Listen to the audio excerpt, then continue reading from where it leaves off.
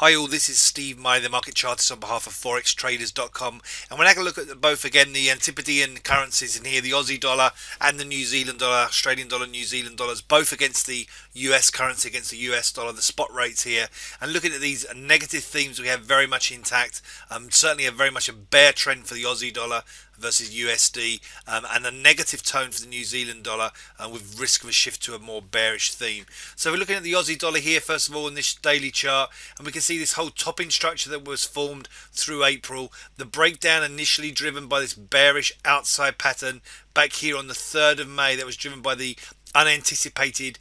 rate cut that we had from the RBA, the Reserve Bank of Australia, signalling a more bearish theme, breaking these trend lines in here and a more negative shift, and we've seen that continue through May in here, the bearish pressures from that move, and that's leaving risk, as we've anticipated, into late May, early June, to this cluster or this area of support defined by important swing lows here at 71.06 and 69.71, which encompass the psychological and option target down here at 70.00. So this 71.06, 70.00, 69.71 area, the threat down here going into late May through early June, and certainly into the first part of June, even risk into the first half of June, down to this 2016 low down at 68.25.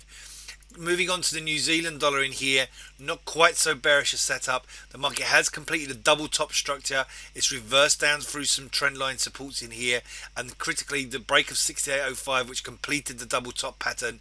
neutralize underlying bullish pressures from this whole rally from 2016 and the whole basing structure in here that goes back to August of last year. However, it's only down through 66.64, which would translate what we see now as a negative theme within a range environment. The bottom of that range 66.64, the top of the range defined by the peaks at 70.54. Only through 66.64 will signal a shift to a far more bearish intermediate term outlook, but we do see the risk down to here, the market avoiding a push down to there, very much a choppy sideways tone in here over the last week, but the market, that we do see risk for the market to challenge 66.64 through late May into early June, maybe even later this week, and a break here will then signal a more negative tone then looking out through May into June should we surrender 66.64.